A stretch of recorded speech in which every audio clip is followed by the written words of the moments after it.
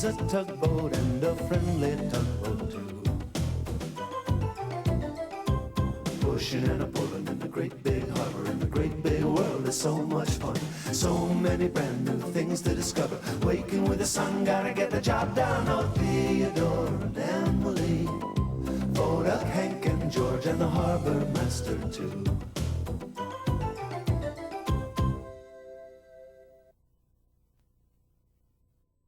Hello. My old bell here needs a good polish to get it all shiny again. But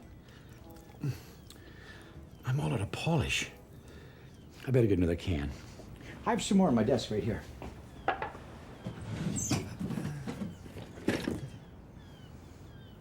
wonder what's in this box. Would you look at that? Seashells. Oh, I collected all these shells myself. Wow, look at this one. You see, it has ruffles and it seems kind of delicate, but actually it's very strong. Oh, and this one.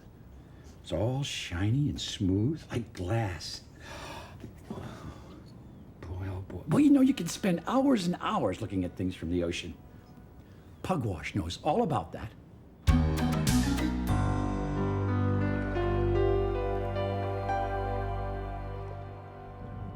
Theodore woke up one fine morning. Rise and shine, Pugwash, he smiled. I'm up, smiled Pugwash. Theodore was taking care of Pugwash, the mini-sub, while Stewiak, her carrier ship, was in the repair dock. After the morning work meeting, Theodore set off with Pugwash for his first job of the day. We have lots of important things to do today, said Theodore.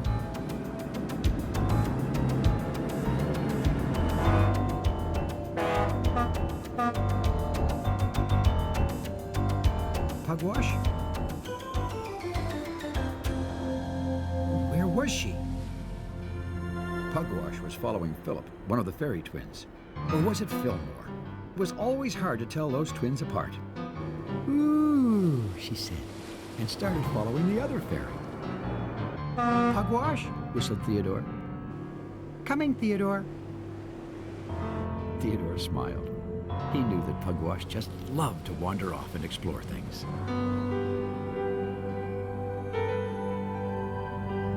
Meanwhile, over at the Great Ocean Dock, the dispatcher was talking to Foduck.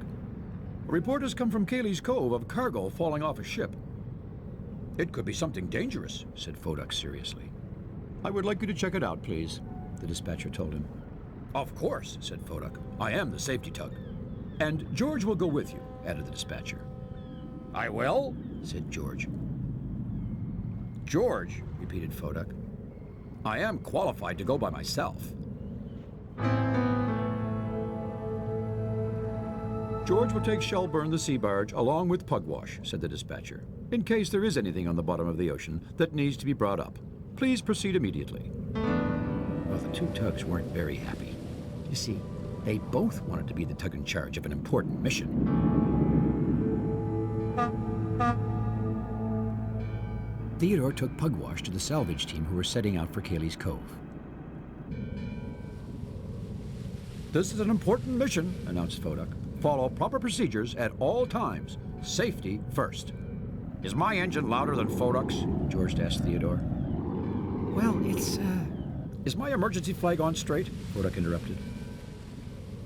Theodore had to smile at his two friends. Sometimes they seemed to be thinking about the strangest things. Ooh, can I have a signal flag too, Theodore?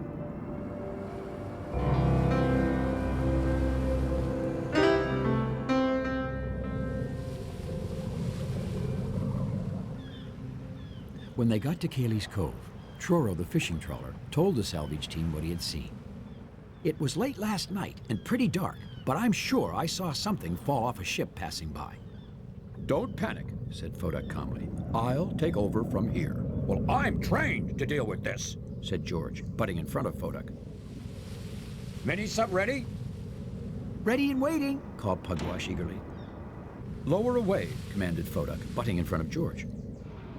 Shelburne slowly began to lower his cable.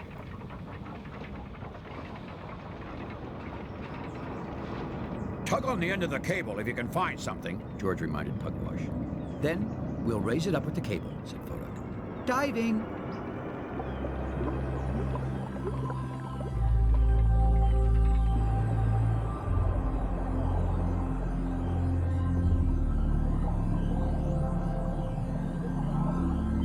Is that a siren? Foduck looked around for the owner of the voice. Then he looked down. It was Dorothy Dory. Why, yes, Said Foduck. yes it is.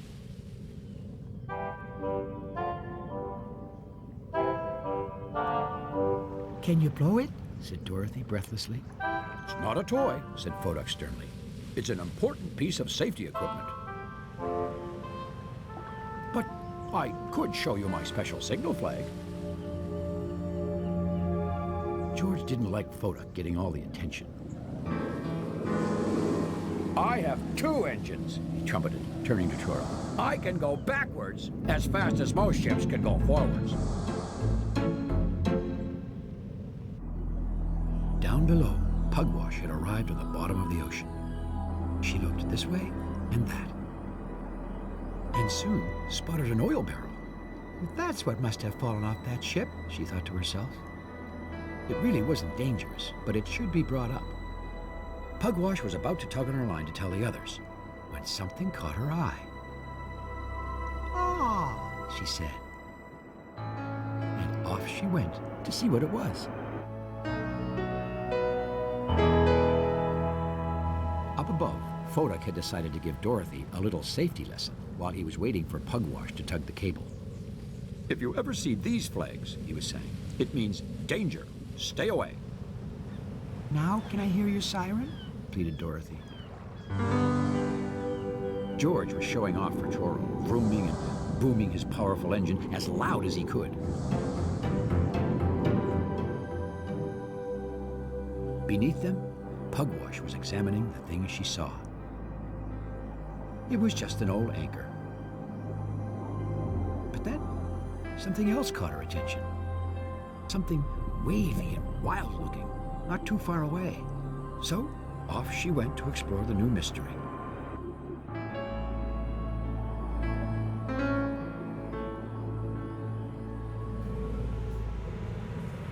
Back in the big harbor, Theodore was finishing docking a small cargo ship. He glanced around, expecting to see Pugwash and the salvage team returning from Cayley's Cove. But they were nowhere in sight. "They've been gone a long time," he said, gazing towards the harbor entrance. "I hope Pugwash hasn't wandered off again." Theodore decided to ask the dispatcher if he could go and check if everything was all right.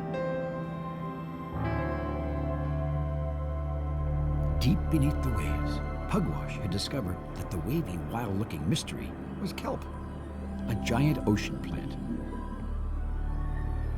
"Oh," she gasped, and slowly entered the kelp jungle, pretending she was hunting tiger sharks.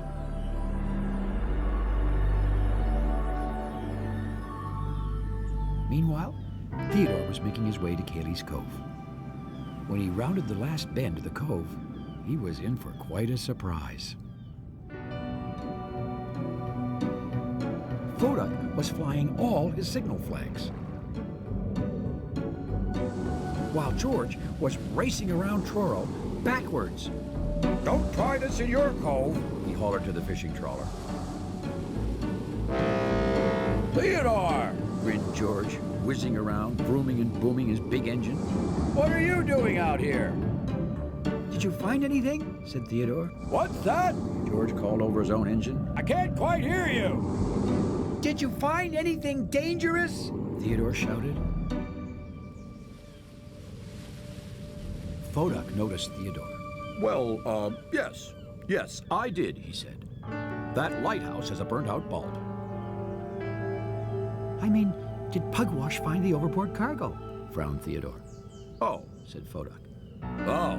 Added George. "Where is Pugwash?" said Theodore, looking around. She's right here, said Foduck, on the end of Shelburne's cable.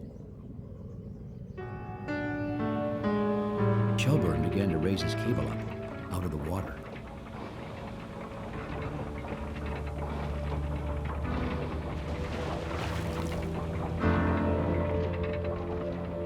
"Uh-oh," said Theodore.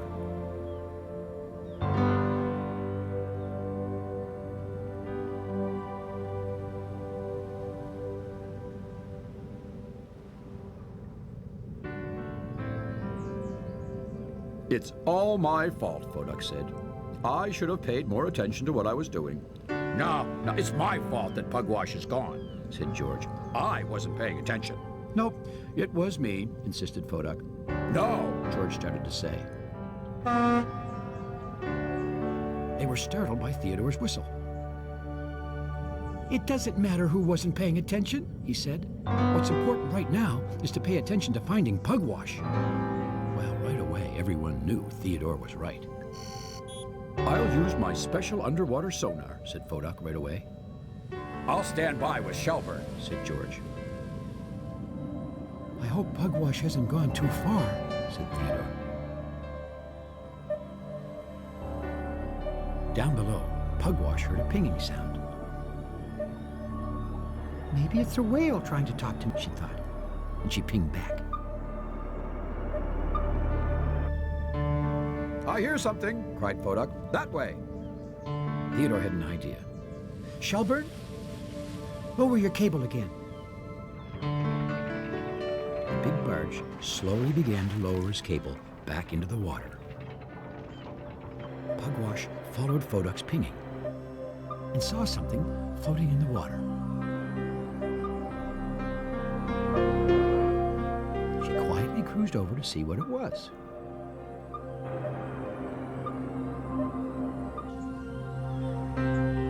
I feel something moving my cable, called Shelburne. Pull it up, cried Theodore. Everyone held their breath as Shelburne hauled his cable up again.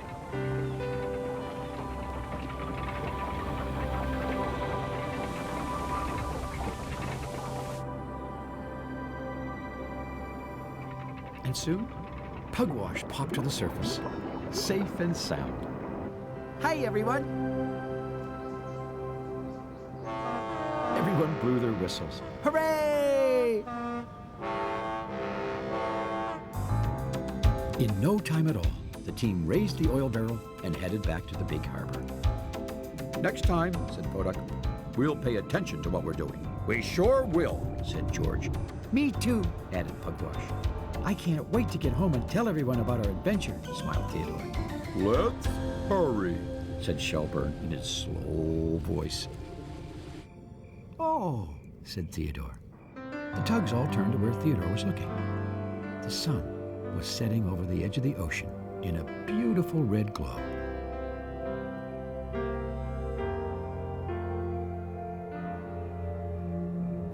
What were we doing? Said Theodore. Well, everyone had a very good laugh about that.